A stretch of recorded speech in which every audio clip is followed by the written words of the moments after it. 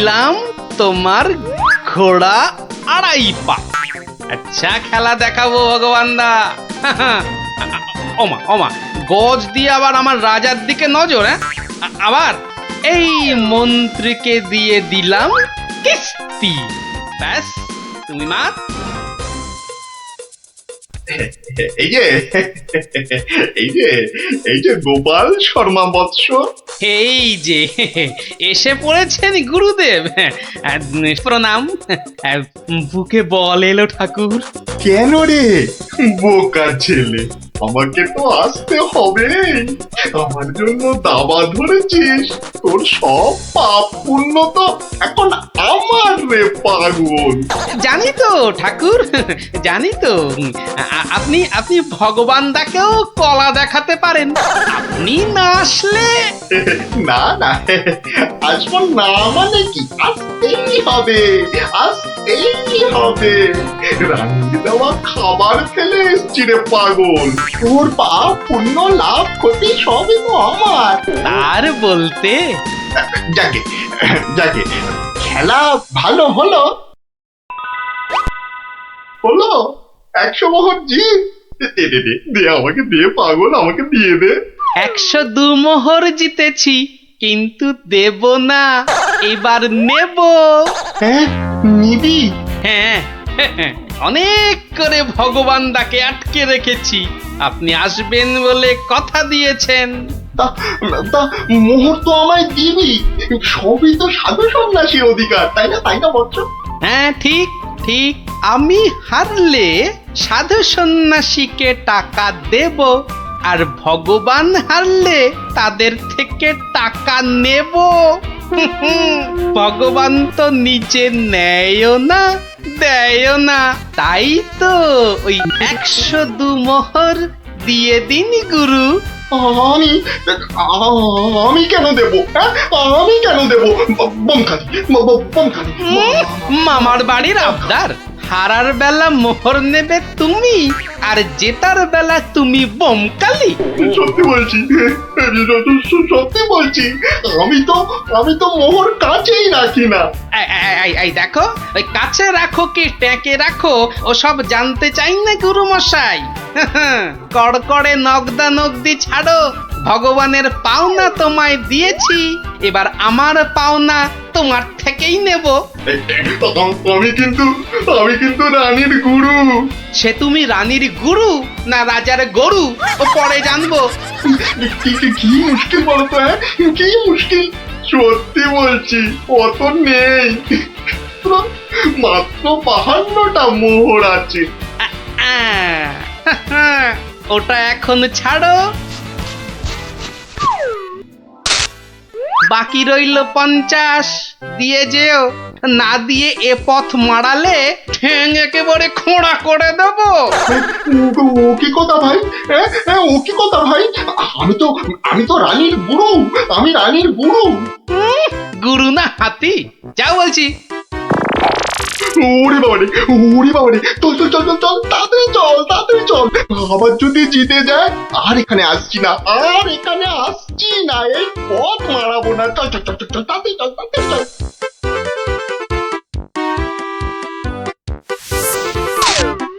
সত্যি গোপাল, সত্যি তোমার বুদ্ধি আমাকে মুগ্ধ করে। এমন সমাধান আমি কল্পনা করলেও পারতাম না। আমি গরিব ভাঁড় রাজামশাই, আপনি সন্তুষ্ট হয়েছেন, এটাই অনেক পাওয়া। কে বলে তুমি সামান্য ভাঁড়? তুমি হলে নবদ্বীপের রাজা কৃষ্ণচন্দ্র রায়ের প্রাণের বন্ধু রসরাজ গোপাল ভাঁড়। জয় গোপাল ভাঁড়ের জয়।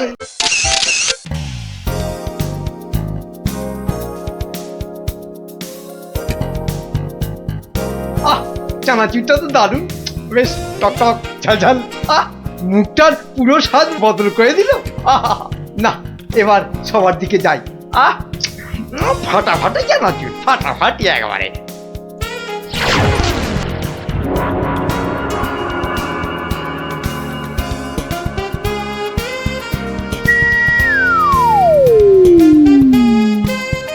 এ কি মন্ত্রী, তুমি কোথায় হাওয়া খাচ্ছিলে এতক্ষণ? না না, মানে মহারাজ ওই বাগানে একটু মানে কিন্তু তোমার মুখে ওসব কি যেন লেগে রয়েছে। চানাচুর মনে হচ্ছে। বাবা কি যেন গেল আমার পায়ের উপর দিয়ে। ইঁদুর ইঁদুর ঢুকিয়াছে, ইঁদুর, ও ইঁদুর বাঁচাও, ইঁদুর। ওই তো ইঁদুরটা, ওই তো ইঁদুরটা। আরে না চেঁচিয়ে ধরো না বেটাকে। ওরে বাবারে, এই যে আমার ফলের উপর লাফ দিল। ও তো ঠিক তোমার পায়ের মাঝে দাঁড়িয়ে আছে, ধরো না। আরে সেনাপতি, একা না পারলে প্রহরীদের ডাকো। যা ফসকে গেল। এভাবে হবে না মহারাজ। এভাবে হবে না। আরে বলে ফেলো তাহলে, ছোটাপট। একটা জাল আনলেই তো হয়ে যায় মহারাজ। এই সেনাপতি, জাল নিয়ে এসো না, ফটাফট।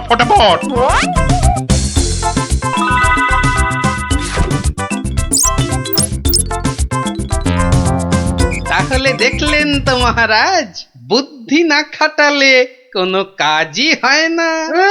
আবার বড় বড় মুখ ঝাড়ছো। যদি তুমি এই রাজসভায় না থাকতে না, দেখতাম তুমি তোমার ওই পেট মোটা বুদ্ধির জোরে কতদূর কি করতে পারতে। মহারাজ, মন্ত্রী মশাই কিন্তু আমাকে হ্যাটা করছেন। হ্যাঁ, এই তো গোপালকে জব্দ করার একটা দারুণ সুযোগ পাওয়া গেছে। এটা নাকি তুমি ভয় পাচ্ছ গোপাল? তার বলতে মহারাজ, দেখছেন না গোপালের ভুঁড়িটা কেমন ভয়ে চুপসে গেছে। কিসের ভয়? কিসের ভয়? বুদ্ধি থাকলে মহারাজের রাজসভা আর হাটে বাজারের ময়দান সব এই গোপালের কাছে সমান। তাই নাকি? দেখছেন মহারাজ, দেখছেন গোপাল কিভাবে আপনাকে অপমান করছে। ও তাহলে তো তোমার বুদ্ধির দৌড় দেখতেই হয়। হ্যাঁ, তাহলে বলুন কিভাবে আমি আমার বুদ্ধির দৌড় দেখাবো? বেশ তাহলে আমি তোমার সব সম্পত্তি কেড়ে নিলাম এই মুহূর্তে। আয়, কে আছিস? এক্ষুনি গোপালের বাড়ি যা, গিয়ে টাকা পয়সা সোনা দানা যা আছে সব নিয়ে আয়। সে কি? আর এই অবস্থায় তোমার যা সম্পত্তি ছিল, এই ধরো গিয়ে 10,000, তার দ্বিগুণ করে আমার কাছে নিয়ে আসবে, ঠিক 1 মাসের মধ্যে। 1 মাসটা একটু কম হয়ে গেল না মহারাজ? যতই বেশি সময় নাও, এ কম্য তোমার নয় গোপাল। বেশ, দেখাই যাক। তা মহারাজ, ওই আমার তো এখন টাকা পয়সা কিছুই নেই, তাই বলছিলাম যে ওই ইঁদুরটাকে কি পাওয়া যাবে? হ্যাঁ, ইঁদুর বিড়াল যা পাবে সব নাও।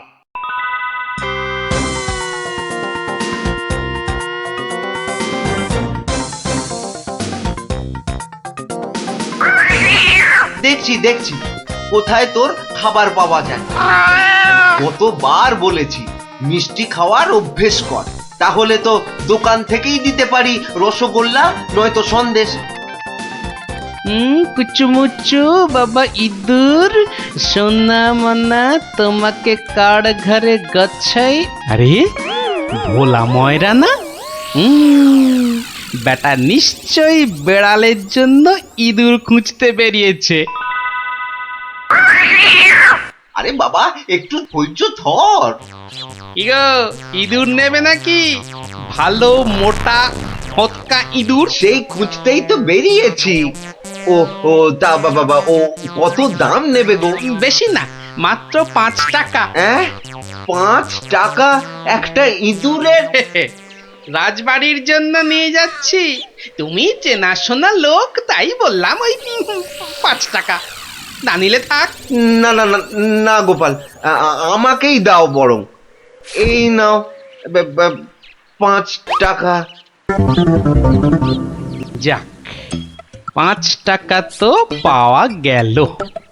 এবার দেখতে হবে এটা দিয়ে আর কি করা যায়।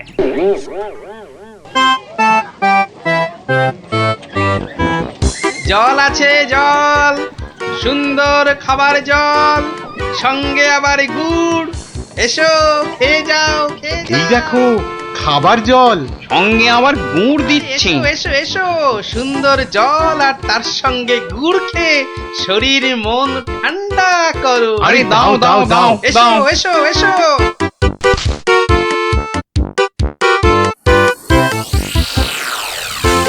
খাও খাও খাও, গুড় জল খাও।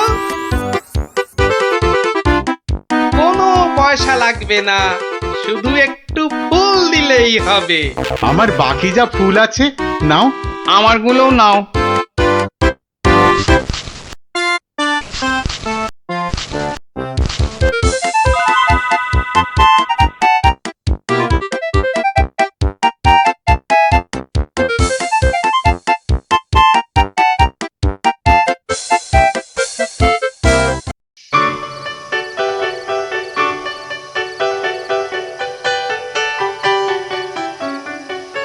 নাও নাও নাও, মালা গাঁথো।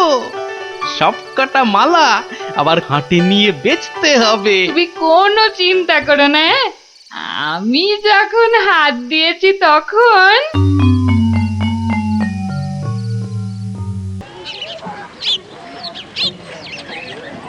মালা আছে, মালা মাত্র 2 টাকায় বড় বড় রজনীর মালা। ও বাবা, আসুন ওই টেকুটার কাছে এত সস্তা গাঁদার মালা? মাত্র যাই তো। 1 টাকা। আসুন আসুন। আরে আমাকে দাও, আরে, আমাকে দাও, আরে, আমাকে দাও। আমাকে দাও না, আমাকে একটা দাও না, আমাকে দাও। আরে আবার আমাকে দাও, আমাকে।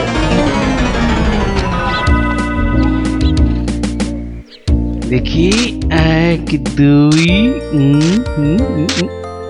বাবা, পুরো 200 টাকা মাত্র একটা ইঁদুর থেকে। ভালোই হচ্ছে, তবে আরেকটু ভালো করে ব্যবসাটা করতে হবে।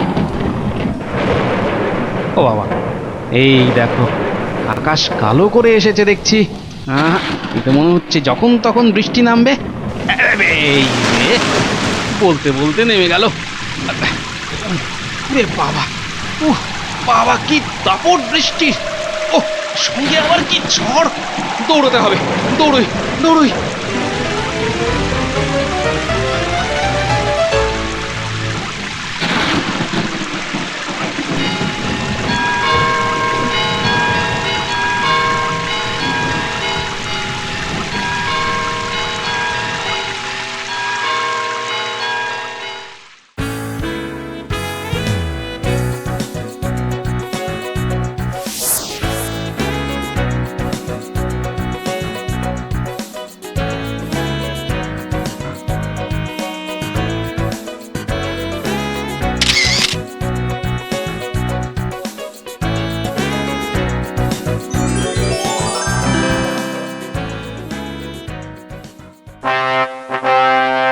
কি মন্ত্রী, গোপালের খবর কি?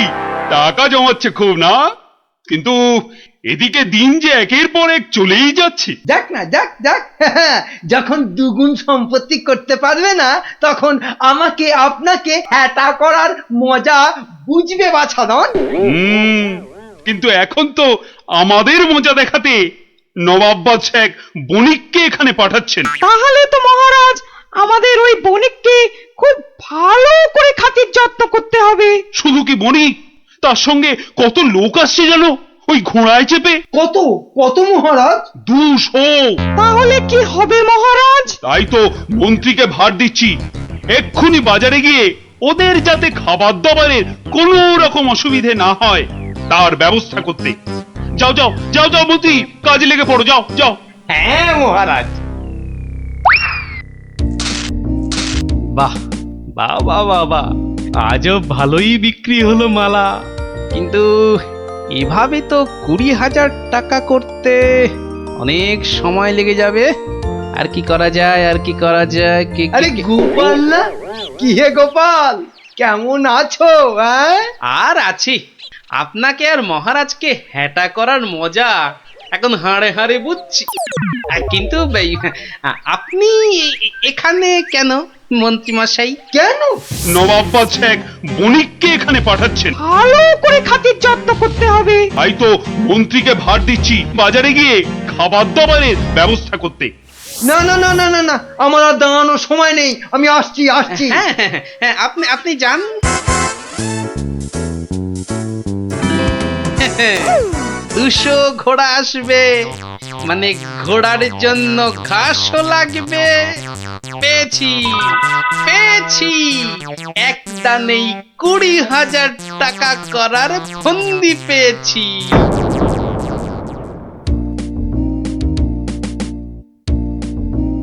আচ্ছা, আর কতক্ষণ এভাবে দাঁড়িয়ে থাকতে হবে বলো তো? ওই তো তোর ঘাস কাটা হয়ে গেছে, এবার এলো বলে ওরা। হ্যাঁ, ফুলালাদের ছেড়ে এবার ঘাস কাটুরিতে ধরলে কেন? এসো এসো, গুড় জল খেয়ে শরীর মন ঠান্ডা করো। এসো এসো। বাবা বাবা বাবা, গুড় জল, দারুন দারুন, চলো চলো গো চলো।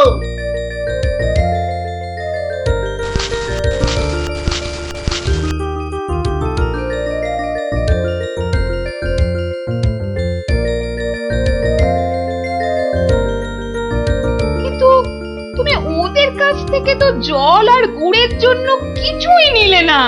নেব নেব, কিন্তু কদিন পরে নেব।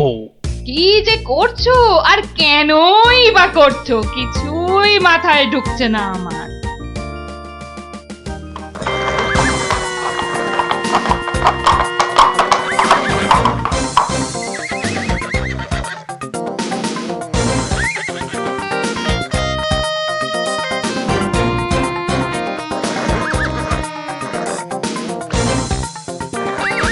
ওই তো এসে গেছে বণিক।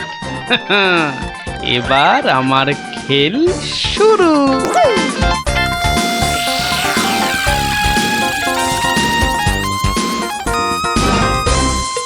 মহারাজ মহারাজ, নবাবের পাঠানো সেই বণিক আর তার দলবল এসে পড়েছে মহারাজ, এসে পড়েছে। তো আমার কাছে না এসে যাও, আগে রান্নাঘরে যাও।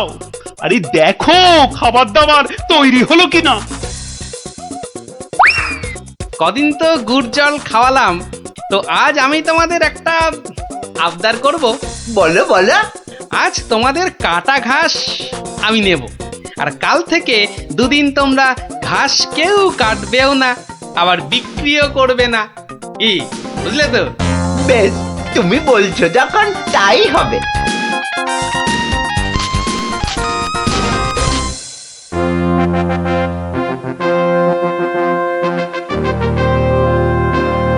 খান খান, এই খোদ খোদ নবাবের লোক, আপনারা মন প্রাণ দিয়ে খান, নইলে আবার নবাব বৎস আমার উপর গোসা করবেন।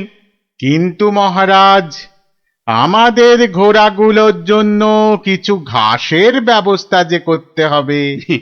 এ আর এমন কি কাজ? আই মন্ত্রী, যাও যাও, ঘোড়ার ঘাস লাও।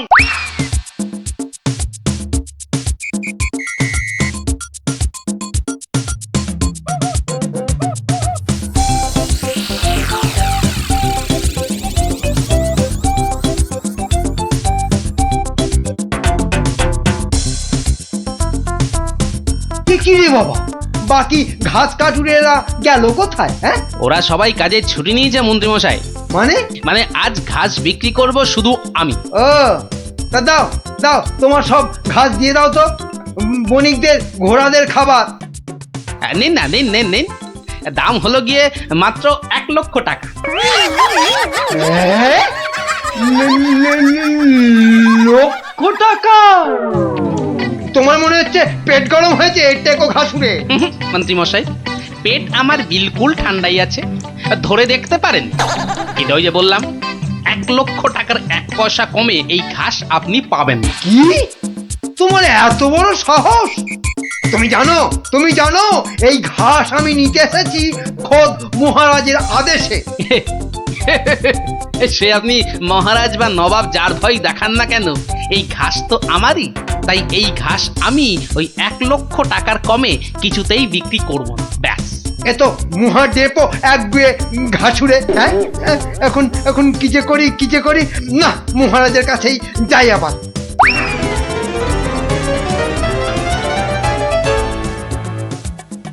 কি হলো মন্ত্রী? আরে আরে ঘাস কোথায়? কি করে আনবো? অনেক দাম চাইছে, 1 লক্ষ টাকা। হ্যাঁ, এ কি মগের বললুক নাকি? কে, কার এত সাহস যে ঘাসের জন্য 1 লক্ষ টাকা দাম চায়? কি মহারাজ, ঘাসের ব্যবস্থা হলো? ঘোড়াগুলো যে খিদের জন্য ডেকেই চলেছে তখন থেকে। না মানে ওই কি আবার মানে করছেন? হ্যাঁ, কি আবার মানে করছেন? সামান্য ঘাস জোগাড় করতেই সকাল গড়িয়ে দুপুর গড়িয়ে বিকেল হতে চললো, তবুও ঘাসের দেখা নেই। না না না, আমার দেখছি নবাবের কাছে নালিশ করতেই হচ্ছে। আরেকটু অপেক্ষা বণিক মশাই, মানে আমি নিজেই ব্যবস্থা করছি। আই চলো মন্ত্রী, যদি কোনো কাজটা তোমাকে দিয়ে হয়, সত্যি চলো চলো।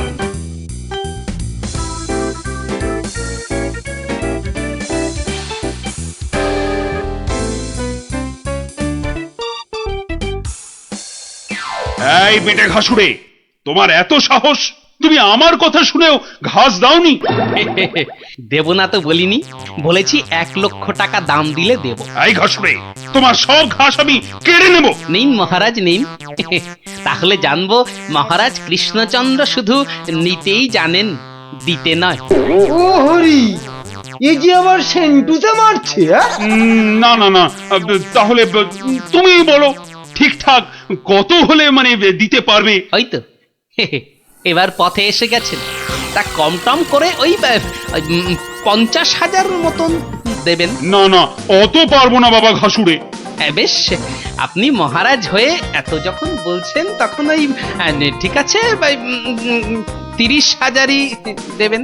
এইটুকু ঘাসের জন্য 30,000? হ্যাঁ, আরে হাঁ করে দাঁড়িয়ে থেকো না মন্ত্রী, মশা ঢুকে যাবে। আরে দাও দাও, 30,000 টাকা দাও ওকে, আর ঘাসগুলো কাঁধে করে নিয়ে চলো। মহারাজ, ওই টাকা আপনার কাছেই থাক। কেন কেন আমার কাছে থাকবে কেন? আপনি চেয়েছিলেন 2 গুণ, আর আমি করলাম 3 গুণ, মানে 30,000। মানে তুমি গোপাল? তাহলে প্রমাণ হলো তো যে বুদ্ধি থাকলে সেটা মহারাজের রাজসভাই হোক আর এই হাটে বাজারের ময়দানি হোক, গোপালের কেরামতি সব জায়গাতেই খাটে। হ্যাঁ,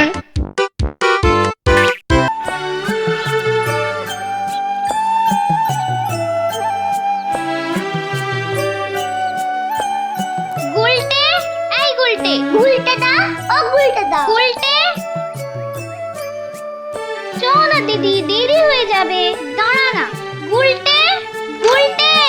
কি রে, শান্তিতে একটু ঘুমো দাও দিদিরা। আর ঘুমাতে হবে না, এবার চলো। কোথায়? গোপাল দাদুর বাড়ি গল্প শুনতে। গোপাল দাদুর বাড়ি? হ্যাঁ, তাহলে আর বলছি কি? তা সেই কথাটা তো আগে বললেই পারতিস। চল চল তাড়াতাড়ি চল। এই যে, দাঁড়া, আবার কি হলো? ন্যাপলাটাকে নিয়ে যাই। ন্যাপলা, হাই ন্যাপলা, আস্তে আস্তে চল চল, আমরা সবাই গোপাল দাদুর বাড়ি যাচ্ছি। চুপ, তোরা এগো, আমি আসছি। আচ্ছা, তাড়াতাড়ি আসিস।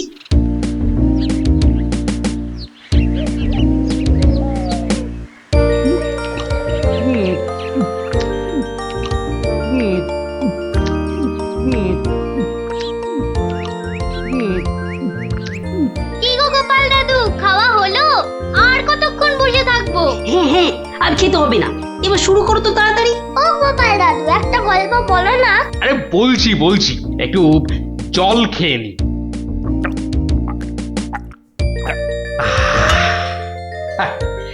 শোন তবে, মন দিয়ে শোন।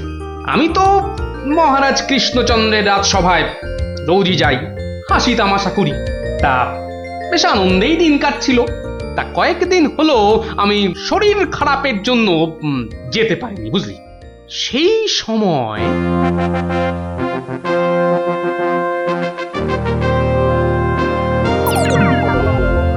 জাহাপানা, আপনি কি কিছু ভাবছেন? ভাবছি উজির, ভাবছি। কি ভাবছেন জাহাপানা? আচ্ছা উজির, হিন্দুদের কি একটা মহাকাব্য আছে না? কি যেন নাম? হিন্দুদের মহাকাব্য? কি যেন জাহাপানা, কি যেন নাম মহাকাব্যটার? খামোশ! প্রশ্নটা আমি তোমাকেই করেছি, উত্তরটা যদি আমি জানতাম তাহলে তোমার মতো একটা আহম্মকের কাছে কি জানতে চাইতাম? তাড়াতাড়ি বলো কি নাম? কি যেন মহাভারত জাহাপনা। মহাভারত দেখেছেন, আমার সাথে থাকতে থাকতে এরাও কেমন পণ্ডিত হয়ে উঠেছেন। থামো। মহাভারত, মহাভারত, একটা মহাভারত চাই। এই কথা আমি এক্ষুনি আনানোর বন্দোবস্ত করছি জাহাপানা। থামো। হিন্দুদের মহাভারত নিয়ে আমি কি করব? আমার একটা নবাবী মহাভারত চাই। নবাবী মহাভারত? নবাবী মহাভারত। তা কি করে সম্ভব জাহাপানা? সেসব আমি কিছুই শুনতে চাই না। চাই মানে চাই, আমার নবাবী মহাভারত চাই। আগে বুঝেছি জাহাপানা, চাপা খুঁজে ফেরে পরশ পাথর। কিছু বললে নাকি? না জাহাপানা, কি করা যায় দেখি। আমার মাথায় একটা মতলব এসেছে। শুনেছি মহারাজ কৃষ্ণচন্দ্রের সভায় নাকি অনেক পণ্ডিত আছেন। হ্যাঁ জাহাপানা, ঠিকই শুনেছেন। ওনাকে এক্ষুনি চিঠি লিখে আমার ইচ্ছেটা জানিয়ে দিন। জো হুকুম জাহাপানা, কিন্তু মানে কি লিখবো যদি একটু বলে দেন।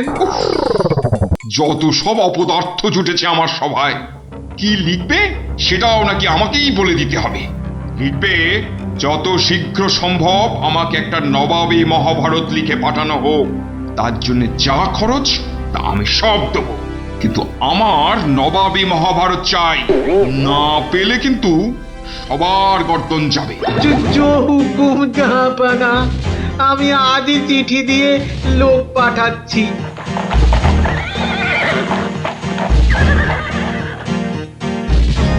শুনলেন তো সবাই, এই খামখেয়ালিপনার কোনো মানে হয়? কিন্তু এখন উপায়টা কি? উপায় তো আবার আছে নাকি? থাকলে তো মুন্ডুটা বাঁচতো। এখনই এত হতাশ হবেন না মহারাজ, কিছু একটা উপায় বার করতেই হবে। একটু ভাবতে হবে। আরে ভাবুন ভাবুন, আপনারাও সবাই মিলে ভাবুন। যদিও ভেবে লাভ নেই, তবু ভাবুন ভাবুন।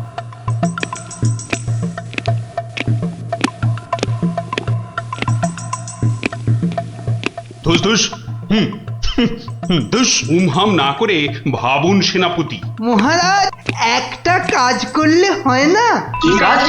মহারাজ, আপনি নবাবকে লিখে পাঠান, যে কাব্য নবাব নিজে রচনা করবেন সেই কাব্যই একমাত্র নবাবী মহাভারত হতে পারে। সাধু সাধু সাধু। থামুন মন্ত্রী, আপনি বিদ্রোহ চাইছেন? অনর্থ হয়ে যাবে। নবাব আমাকেই বিদ্রোহী বলে আমার এই সাধের মুন্ডুটা ঘ্যাচাং করে। না না না না না, এ অসম্ভব, অসম্ভব। দূর, একদম বাজে মতলব। এটা একটা উপায় হলো। প্রণাম মহারাজ। শেষ প্রণাম করে নাও, এরপর আমার ছবিতে মালা ঝুলিয়েই রোজ প্রণাম করতে হবে। তাহলে আজই আমি বেশ ভালো দেখে কয়েকটা রজনীগন্ধা ফুলের মালা তৈরি করতে বলি। থামো, এখন রসিকতার সময় নয় গোপাল। এ আমার মুন্ডু বাঁচানোর প্রশ্ন গোপাল। শুধু আপনার নয় মহারাজ, আমাদের মুন্ডুও তো ফেসে রয়েছে। যাক, একমাত্র আমার মুন্ডুটাই তাহলে বেঁচে থাকবে, নিশ্চিন্ত হওয়া গেল। গোপাল, বললাম না এটা রসিকতার সময় নয়। আগে মহারাজ, ওই সমস্যাটা যদি একবার খোলসা করে বলেন তাহলে আমি একটা উপায় বলে দিতে পারি। মন্ত্রী, গোপালকে সব খুলে বলো। আপনি, আমি, আমরা সবাই ভেবে যে সমস্যার সমাধান বার করতে পারছি না, সেই সমস্যার সমাধান করবে গোপাল। দেখো কাণ্ড, যাদের দ্বারা যে কাজ হওয়ার নয় সে কাজ তারা করবে কি করে মন্ত্রী মশাই? শোনো গোপাল, তুমি কাতুকুতু দিয়ে লোক হাসাতে পারো বটে, কিন্তু একটা গোটা মহাভারত রচনা করা তোমার কাম্য নয়। তাও এ যেমন তেমন মহাভারত নয়, নবাবী মহাভারত। নবাবী মহাভারত? এই ব্যাপার? হাসছো তুমি হাসছো? আমাদের গর্দন যেতে বসেছে আর তুমি দাঁত বার করে হাসছো? সত্যি তুমি গন্ডমূর্খ। ঠিক বলেছেন মহারাজ, এই কম্য আমার মতো মূর্খের নয় মহারাজ। মন্ত্রী মশাইয়ের মতো পণ্ডিত লোক থাকতে আমার কাজে হাত দেওয়া ওই বামন হয়ে চাঁদে হাত দেওয়ার মতো। আপনি আপনি এই নবাবী মহাভারত লেখার দায়িত্ব ওই মন্ত্রী মশাইয়ের কাঁধেই চাপিয়ে দিন মহারাজ। থামুন থামুন গোপাল, নবাবের খামখেয়ালিপনার উপদ্রব থেকে তুমি আমাকে আগেও উদ্ধার করেছো মানছি, কিন্তু এবারকার ব্যাপারখানা তোমারও সাধ্যের অতীত। আপনি ভুল করছেন মহারাজ। এই নবাবী মহাভারত যদি কেউ লিখতে পারে সে হলাম আমি মহারাজ। পরীক্ষা প্রার্থনীয়। ভেবে দেখো বাপু, শেষকালে ডোবাবে না তো, তাহলে কিন্তু তোমারও বিপদ আমাদেরও বিপদ। আগেও যখন ডোবাইনি এবারও ডোবাবো না মহারাজ। বেশ, কি করতে হবে বলো? তোমার এই নবাবী মহাভারত লিখতে কত খরচ হবে সব তো নবাবকে জানাতে হবে। আগে আমার বিশেষ কিছুই চাই না। আপনি নবাবের কাছ থেকে 4 মাস সময় চেয়ে নিন, আর খরচা বাবদ 5,000 স্বর্ণ মুদ্রা। ব্যাস ব্যাস, এইটুকুতেই হবে। বেশ, মন্ত্রীমশাই শুনলেন তো, নবাবকে শীঘ্রই পত্র পাঠান। যথাজ্ঞা মহারাজ। তার নবাবী মহাভারত লিখবে কোথায়? ভাবছি বাড়িতে বসেই লিখব। সে কি, 4 মাস তুই রাজসভায় আসবে না? কি করব মহারাজ, হাতে সময় বড়ই কম। না না না, তা হবে না। রোজ না হয় সপ্তাহে অন্তত 3 দিন তোমাকে কিছুক্ষণের জন্য হলেও রাজসভায় আসতেই হবে, তা না হলে তো আমি শান্তি পাবো না। বেশ, আপনার ইচ্ছা যখন তাই হবে। এখন তাহলে আমি আসি মহারাজ। এসো।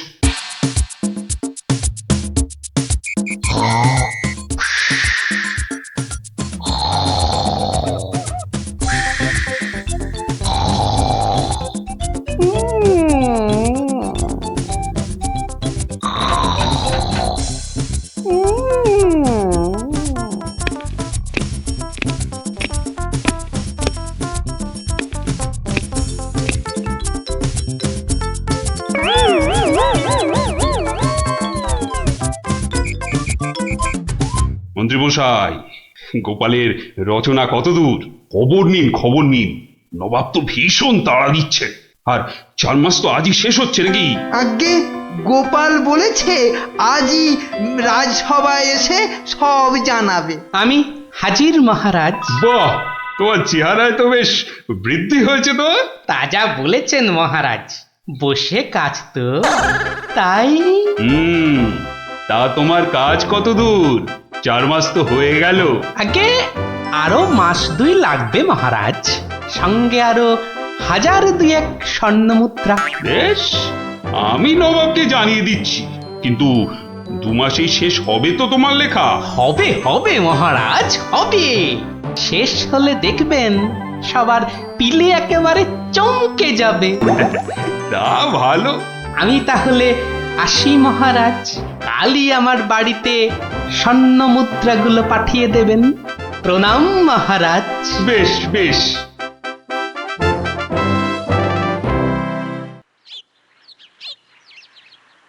দেড় মাস পার হয়ে গেল, গোপালের খবর কি? দিকে পয়েতে যে হাত পা সব পেটের ভেতর ঢুকে যাচ্ছে।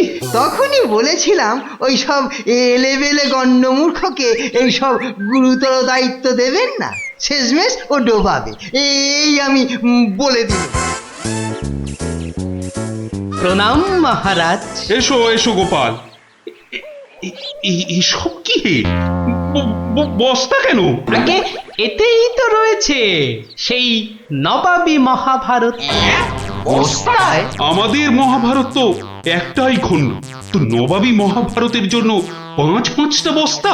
আগে নবাবী মহাভারত তো, তাই মহারাজ অনেকগুলো খণ্ড হয়ে গেল।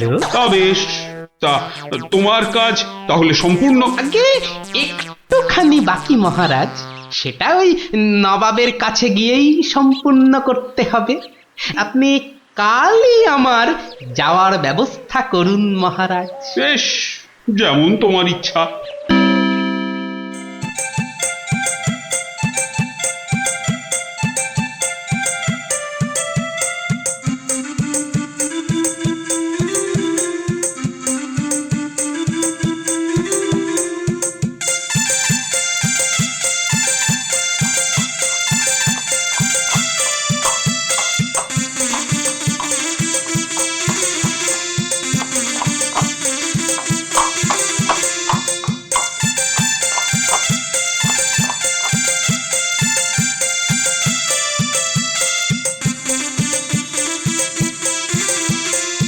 জাহাপানা, মহারাজ কৃষ্ণচন্দ্রের কাছ থেকে গোপাল এসেছে।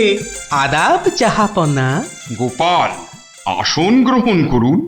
নবাবী মহাভারত এনেছেন? এনেছি, বাইরে গরুর গাড়িতে আছে হুজুর। হ্যাঁ, নবাবী মহাভারত গরুর গাড়িতে? কেন, ঘোড়ার গাড়ি করে আনলেই তো পারতেন। আগে ঘোড়া বড়ই দ্রুতগামী প্রাণী হুজুর। ঘোড়া জোরে ছুটলে অত মূল্যবান বই ছিঁড়ে যেতে পারে, তাই আমি ঠিক ঠিক। তা মহাভারত রচনা শেষ হয়েছে তো? আগে প্রায় শেষ হুজুর, কিন্তু কিন্তু হুজুর একটা জায়গায় না আটকে গেছি। ওটুকু হলেই একেবারে সম্পূর্ণ হয়ে যায় হুজুর। আটকে গেলেন কেন? আগে হুজুর, একটি প্রশ্নের উত্তর জানি না বলেই অঘটনটা ঘটেছে হুজুর। এর উত্তর একমাত্র আপনার কাছেই আছে। প্রশ্ন? কি এমন প্রশ্ন, বলো শুনি। আগে আমাদের মহাভারতে ছিল দ্রৌপদীর পঞ্চস্বামী, মানে ওই 5 জন খসম ছিল। তাতে কি হলো? বলছি হুজুর, বলছি বলছি বলছি পঞ্চস্বামী মানে 5 খসম। তা আপনার বেগমের বাকি 4টি খসমের নামটা জানলেই আমার লেখা শেষ হয়ে যাবে হুজুর। তওবা তওবা তওবা, উফ, দূর হও দূর হও দূর হও। বলুন হুজুর, বলুন বলুন, আপনার বেগমের বাকি স্বামীদের নাম কি? আমাকে তো লিখতে হবে হুজুর। ছিঁড়ে ফেলো। বলুন বলুন বলুন। ছিঁড়ে ফেলো, তোমার ওই মহাভারত চাই না। দেখো কাণ্ড। চাই না আমি। সে কি, এত কঠিন পরিশ্রমের সাধনার ফসল নষ্ট করে ফেলবো হুজুর? বললাম তো, চাই না ওই ছাই ভস্য নবাবী মহাভারত।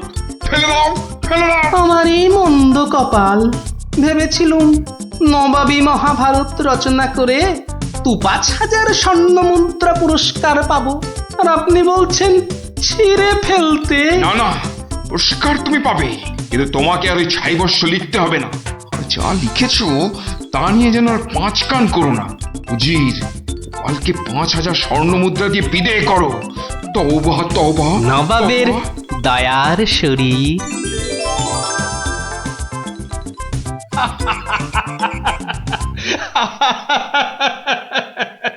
তোমার তোমার জবাব নেই। কিন্তু ওই মহাভারতে তুমি কি লিখেছো তা জানতে যে খুব ইচ্ছে করছে। এ কি, এই যে সব বাজে কাগজ। বুদ্ধি থাকলে বাজে কাগজই নবাবী মহাভারত হয়ে যায় মহারাজ। মন্ত্রী মশাই, এই গোপালকে 2000 স্বর্ণ মুদ্রা পুরস্কার দেওয়া হোক এক্ষুনি। বলেছিলাম লিখতে মন্ত্রী মশাই, আপনি তো লিখলেন না।